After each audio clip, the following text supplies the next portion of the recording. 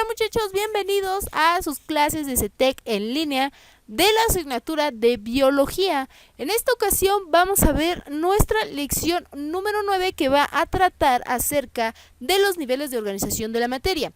Como te podrás dar cuenta, hemos estado avanzando a lo largo de todas las lecciones desde lo que es una célula, que es la parte fundamental que estudia la biología, su obtención de energía, su respiración, su fotosíntesis, cómo se reproduce y ciertas características o ciertos conceptos que nos ayudan a entender un poco estos procesos. Incluso ya hemos visto en clases anteriores teorías acerca del origen de la vida, pero en esta ocasión vamos a tratar sobre los niveles de organización de la materia acerca o por medio de la taxonomía, para que al final de esta lección podamos clasificar a los seres vivos. Y bueno, antes de iniciar como tal a definir lo que es un nivel de organización u observarlos en cómo se van a ir presentando, necesitamos recordar un poquito lo que son las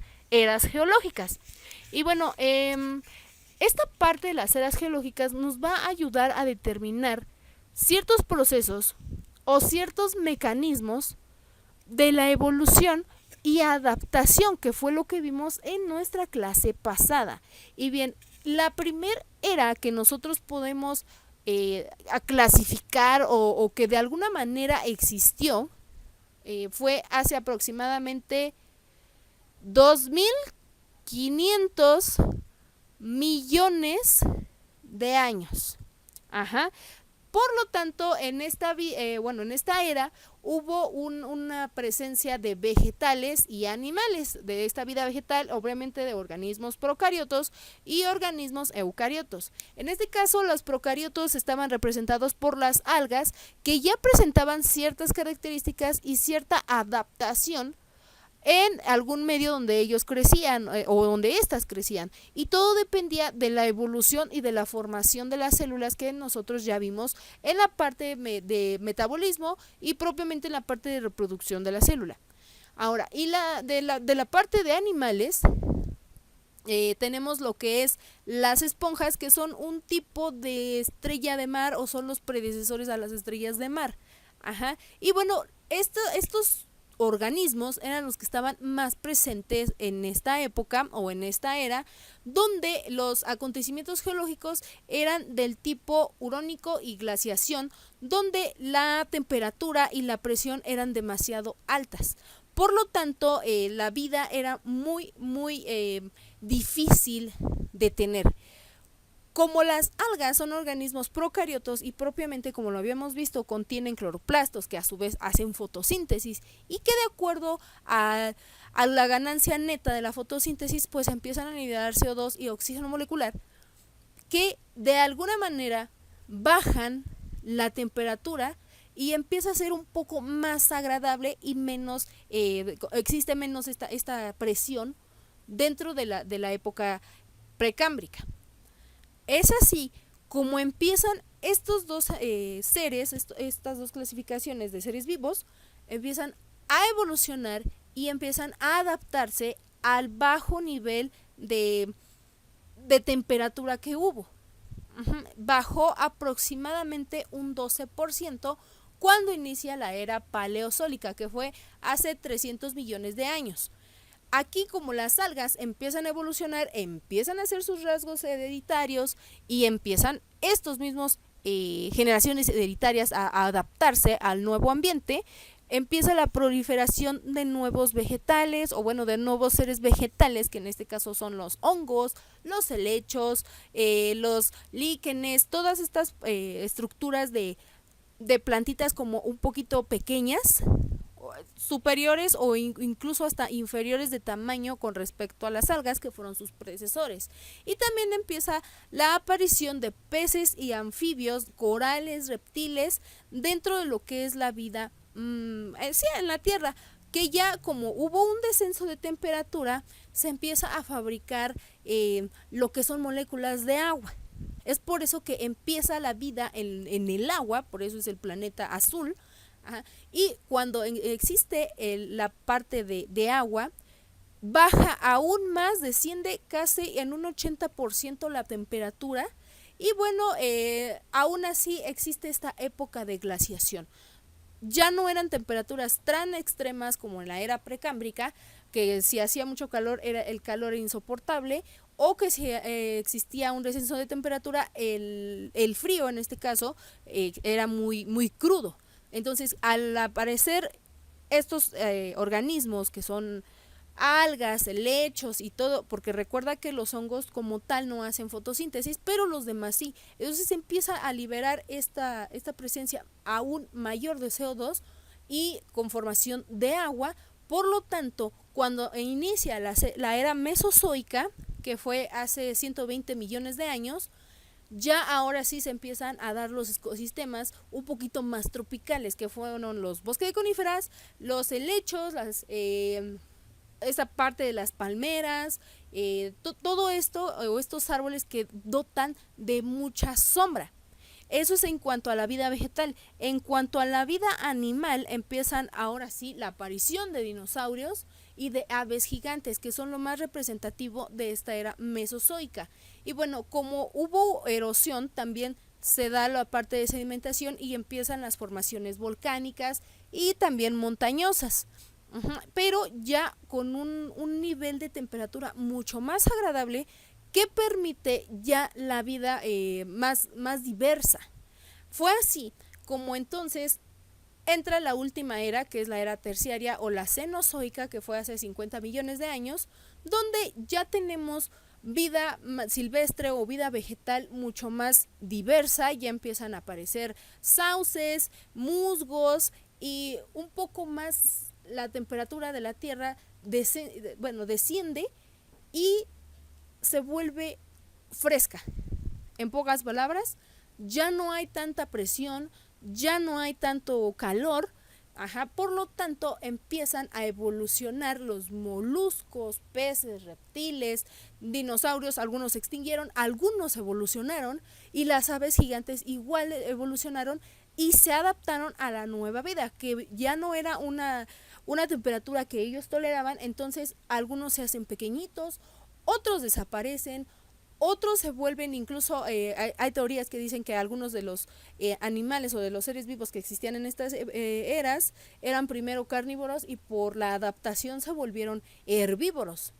Entonces empieza ya lo que conocemos una vida o el planeta Tierra como lo conocemos ahora, ¿no? Bueno, y un tanto entre paréntesis, porque pues ahorita ya tenemos incluso ecosistemas prediseñados por el hombre, pero ya era aquí, le empieza la aparición de monos, que fueron muy importantes para los estudios de Darwin. Y bueno, los otros mamíferos que fueron muy importantes para Lamarck, en especial las jirafas. Pero esto fue lo que pasó en la era cenozoica. De acuerdo a las eras, podemos observar en la imagen que en la época precámbrica, aparte de las algas y de ciertas esponjas, teníamos la presencia mayor de microorganismos. Recuerda que nosotros somos seres que nos conformamos de una célula que al final de cuentas es un organismo muy pequeñito, por eso se le considera un microorganismo, independientemente si estamos hablando de virus, de bacterias, etcétera. Porque al final de cuentas sí, desde ahí existen los virus. Pero esa es otra parte que posteriormente vamos a hablar de lo que es un virus. En la era paleozoica empieza la aparición de invertebrados, anfibios, peces. Era lo que nosotros decíamos, ¿no? Que la vida empieza en el agua. En la era mesozoica ya empiezan los mamíferos más estructurados, mucho mayores, que son las algas, perdón, los reptiles y las aves. Sobre todo las aves, hay mucha presencia de aves gigantes. Y al final tenemos ya en la era cenozoica la evolución de todas estas partes o de las tres primeras eras para que aparezcan como tal los mamíferos, incluyendo al hombre, ¿vale? Eso fue de alguna manera los grandes acontecimientos o los seres vivos que existieron en cada una de las eras. Pero para nosotros o para formarnos como seres vivos necesitamos, aparte de las biomoléculas que ya las vimos en clases pasadas, también necesitamos de los bioelementos, que se van a clasificar como primarios, secundarios y oligoelementos. que también algunos lo clasifican como bioelementos terciarios.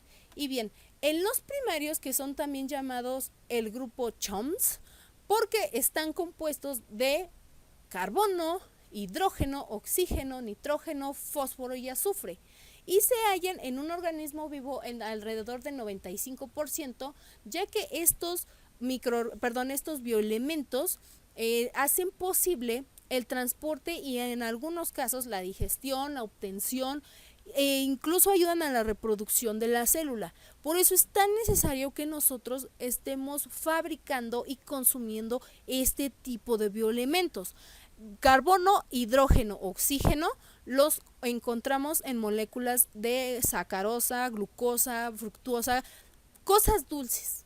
Y también el CO2 que respiramos, el nitrógeno lo podemos encontrar en algunos alimentos, el fósforo y el azufre, que bien no los consumimos en gran medida, pero sí pueden estar en parte de nuestro metabolismo. Recuerda que las bases que conforman a un ser humano, que es el ADN, son compuestos de bases nitrogenadas, por lo tanto es específicamente el nitrógeno como parte de nuestra vida.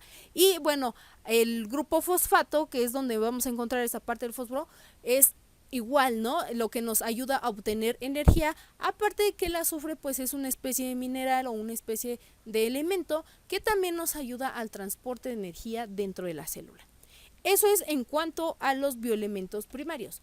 En cuanto a los secundarios, que son menos abundantes, pero también cumplen con funciones muy específicas en la célula. Estos elementos son el sodio, el potasio, magnesio, calcio y cloro, que son formas iónicas. No están, por ejemplo, no podemos consumir al sodio si está en presencia, por ejemplo, con el hidróxido de sodio, o al potasio con el hidróxido de potasio, porque para empezar sería venenoso y serían peligrosísimos para un organismo vivo y sobre todo para el ser humano. Pero sí los podemos encontrar como en sueros, el calcio en la leche, el potasio en ciertas verduras, como lo es en el betacaroteno. Entonces eso nos va a ayudar obviamente también al transporte y a la digestión de la célula, incluso también a la obtención de la energía que ésta lleva. Y por último, los oligoelementos, que son muy escasos. De hecho, se considera que es el 0.1% presente en un organismo vivo, pero su deficiencia o exceso provocan complicaciones. Si nosotros, por ejemplo, tenemos un déficit de hierro, que es lo más común que podemos encontrar, es cuando nosotros tenemos esta parte de anemias o alguna complicación que nos lleve a hablar, no sé, de la sangre. O incluso el cobre, el cromo, son metales que a la larga se vuelven pesados y se asientan. También incluso cuando una persona toma mucho refresco, sobre todo una marca muy conocida, de estas letras blancas y rojas, pues el exceso de esta sustancia forma piedras de oxalato de calcio, o lo que llamamos las dichosas piedras, que bueno, el calcio no es como tal un oligoelemento, pero sí interviene mucho o sí se hace mucho la referencia, como con el zinc o el cromo, que también pueden afectar a lo que es un ser humano. Entonces, estos sí los necesitamos, sí están presentes en el organismo, pero en exceso o en deficiencia pueden ser peligrosos.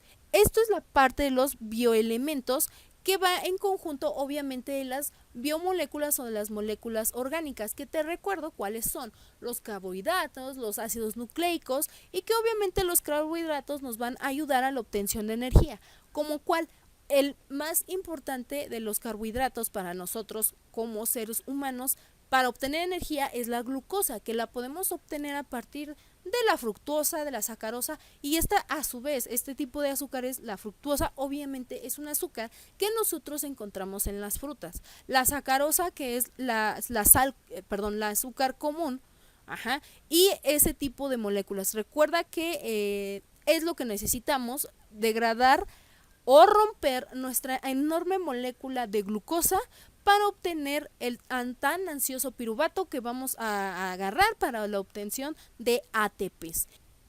Y bueno, también para la obtención de energía también tenemos la parte de los lípidos, pero no es conveniente la obtención de energía a partir de los lípidos, ya que no es la misma eficiencia que cuando lo agarramos de un carbohidrato.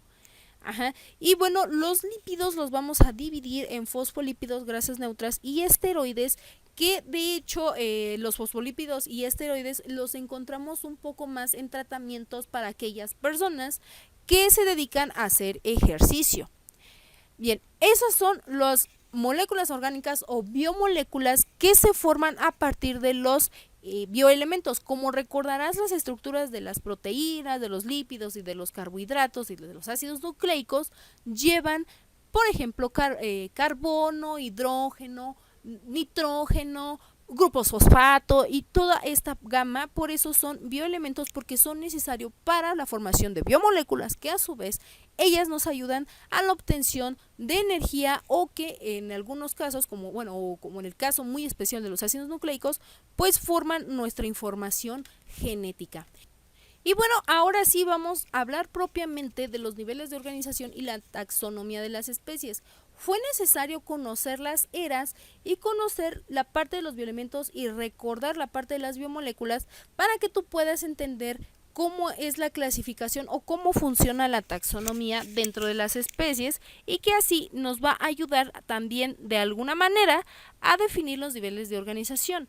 Y bueno, los niveles de organización es una forma ordenada de cómo clasificar o de cómo hacer la distinción de lo que es la parte minúscula o la parte inicial de un organismo vivo hasta como lo conocemos actualmente, que va de lo menor a lo mayor. Y la taxonomía es la rama de la biología que nos va a ayudar a clasificar a las especies, que ya obviamente vamos a definir con los niveles de organización de la vida o de la materia. Ajá. Y va a depender la taxonomía de los parentescos evolutivos y en algunos casos de los caracteres hereditarios de la adaptación que tiene una especie a su descendencia. La taxonomía ocupa 8 tipos de clasificaciones, que es dominio, reino, división o también llamado filos, clase, orden, familia, género y especie. Bien, aquí tenemos un ejemplo de lo que es la taxonomía del ser humano. Obviamente el dominio es eso, ser humano. El reino es, en este caso es animalia, porque son organismos, como dice aquí, que son capaces de moverse, además de que cuentan con células eucariotas. El filo son cordados porque tenemos una columna vertebral que nos ayuda obviamente para funciones muy específicas como la que es soporte. La clase es mamíferos, ya que venimos de la madre. Ajá. Que aquí también nos dice que viene una de las características es con pelaje o pelo y glándulas mamarias. A pesar de que la mujer de sus glándulas mamarias secreta leche, no quiere decir que el hombre en este caso no lo haga. Se han dado casos de que sí, pero lo hace en nula proporción o en muy poquita. Pero al final de cuentas tiene esta característica de las glándulas mamarias. El orden sería que venimos de los primates. Este orden el orden de los primates nos ayuda un poco o nos hace referencia a los estudios que hizo Darwin. Y bueno, en los primates las características son que tenemos clavículas y dedos. Los dedos o las palmas de nuestras manos son muy similares a las palmas de los simios o de los primates en general. La familia homínidos, que somos características o somos primates con rostro y que además nos podemos identificar con nuestra visión tridimensional que nosotros tenemos o con nuestra percepción tridimensional que nosotros podemos desarrollar, ¿no? Independientemente si tenemos algún trastorno genético que nos impida hacer esta característica o esta habilidad, pero no quiere decir que no entre dentro de la familia o dentro de este carácter de los homínidos, porque eso ya es un poquito un caso especial. Y bien, también tenemos lo que es el género, obviamente, que es lo que nos da como la postura y los cerebros, ¿no?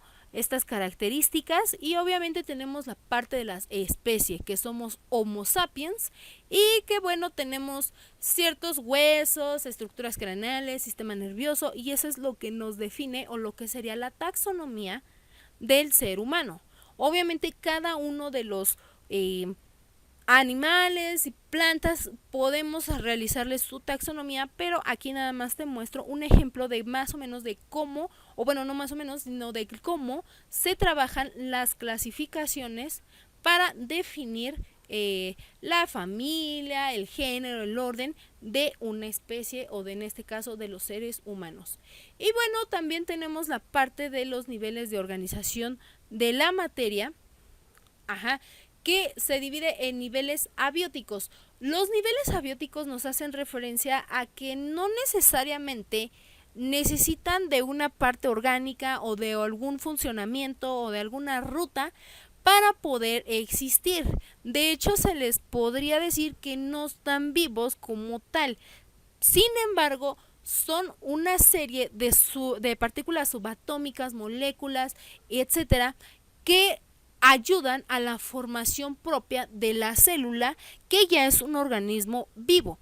¿Dónde encontramos nuestro primer nivel de organización? En los átomos. Y de hecho, si nos retrocedemos un poco más, vamos a encontrar la parte de neutrón, protón y electrón, que obviamente el electrón es aquella partícula subatómica que tiene carga negativa, el protón positiva y el neutrón no tiene carga. Entonces, si nos vamos todavía más allá, sería esta parte de partículas subatómicas, pero vamos a iniciar con el átomo, no hay ningún problema.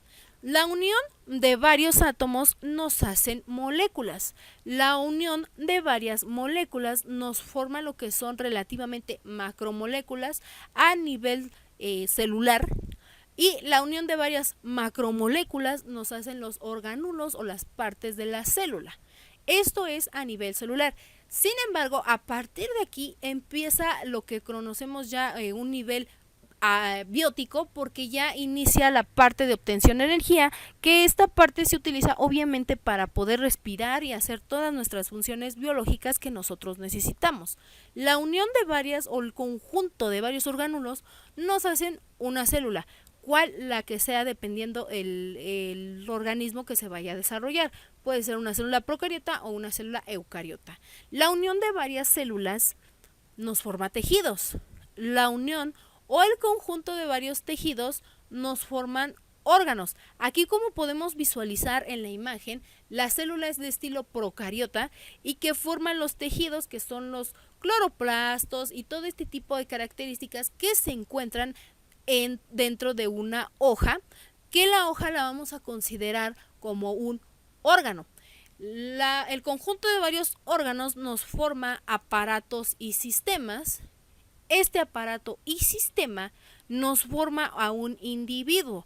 Por ejemplo, los aparatos y sistemas, pues es todo, por ejemplo, un conjunto de hojas que en ciertos casos pues pueden dar ciertos frutos. Pero estos frutos, al final de cuentas, se encuentran dentro de una célula o dentro de un organismo propio y más grande, que lo vamos a definir como individuo. El conjunto de varios individuos hacen una población. Una población, o el conjunto de varias poblaciones, hacen una comunidad. La comunidad, que obviamente es la convivencia entre varios seres vivos, en este caso, como lo podemos observar, es la interacción que hay entre animales y los arbolitos. Cuando existe esta comunidad es porque está presente o coexiste dentro de un ecosistema que ya podemos llamarlo bosque de coníferas, tundra, desierto, o como el ecosistema adecuado, y que la unión de varios ecosistemas nos hace un ecosfera o un planeta. Obviamente, si lo vemos ya un poquito más de la parte social, el ecosistema pues nos hace tener países o nos hace tener continentes. Eso ya es una poquita más orientado a la biología, a la parte social. Sin embargo, no está mal, solamente que la desviaríamos un poco de la línea.